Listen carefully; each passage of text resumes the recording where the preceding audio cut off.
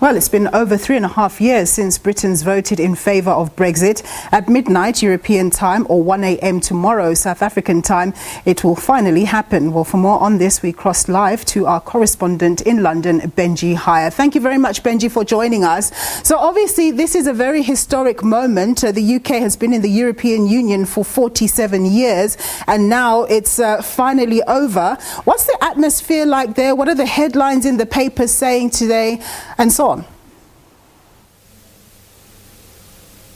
Well, it's a monumental day. Whether you voted leave or remain, Britain is coming out of the European Union. 11 p.m. tonight UK time will be the moment that happens after, as you say, almost half a century of membership, and after tumultuous years since that referendum result, 3 prime ministers, 2 German elections, but we are now finally at that point. Now, Brexit has been, I think, the most divisive issue in British politics in recent times, and it's no surprise, therefore, that people still bitterly feel one side of the argument versus another. So half of newspapers who are pro-Brexit say this is a day to be joyous, and the other half are mourning, essentially. But there is a call generally amongst the press and amongst politicians to use this opportunity to actually unite the country, to bring people together, to show restraint when it comes to people's passions, and to move on as one as we go through another 11 months, maybe even longer, of wrangling and negotiations with the European Union.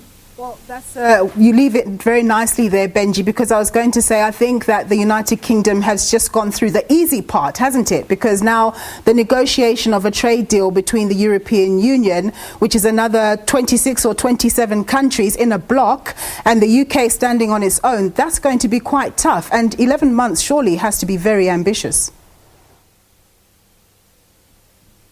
That's right, it's an optimistic timetable, and this was always the agreement, that Britain would leave, but then there would be this transition period, this implementation period, where actually all the necessary negotiations for a future trade relationship with the EU would be finally agreed and ratified.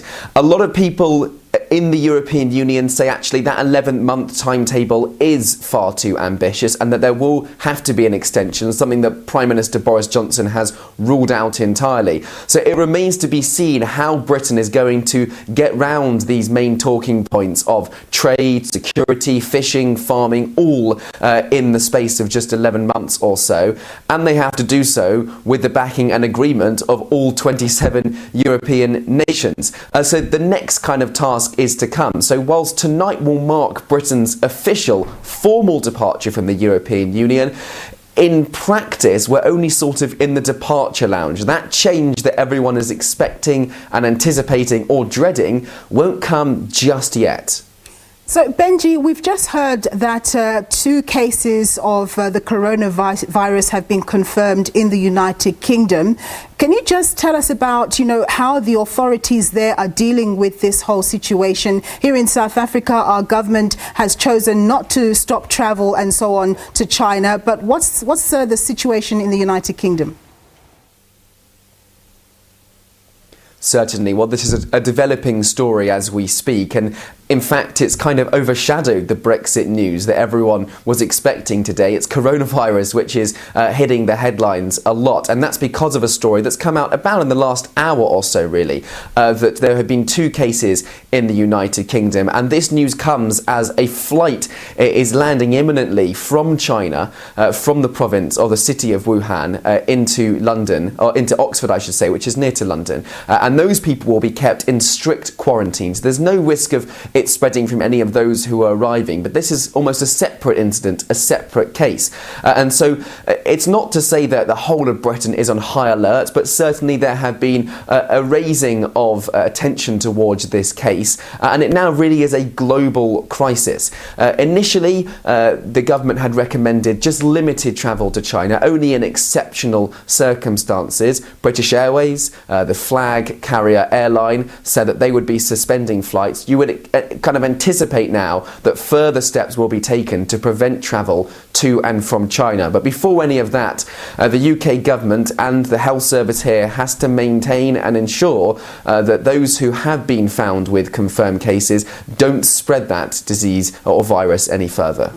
One last thing, Benji, in terms of the negotiations on the trade deal between Europe and the EU and the UK, when do those actually begin? Because I understand that might happen towards the end of February, which means the 11 months is not really 11 months.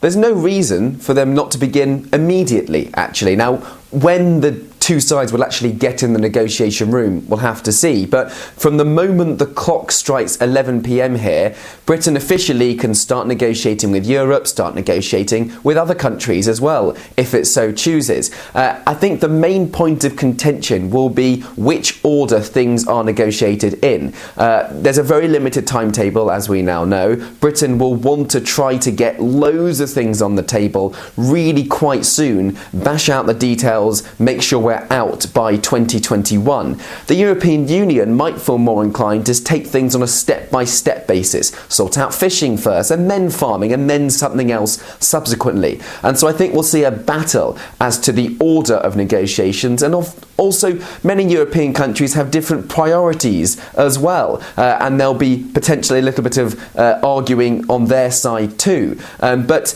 the moment the clock strikes 11 p.m. here, Britain can sit down with the European Union, and even if it isn't till the end of February, there is a real amount of urgency here to try to get some sort of deal done. And really, it has to be agreed long before the end of the year. That's when it has to be signed off and ticked and the T's crossed and the I's dotted. But there has to be some sort of provisional agreement by, say, June or July. And if by then there haven't been enough developments on the deal, Britain might at that point have to try to seek an extension to this transition period. Benji Hyer, thank you very much for your time. That's our correspondent in London.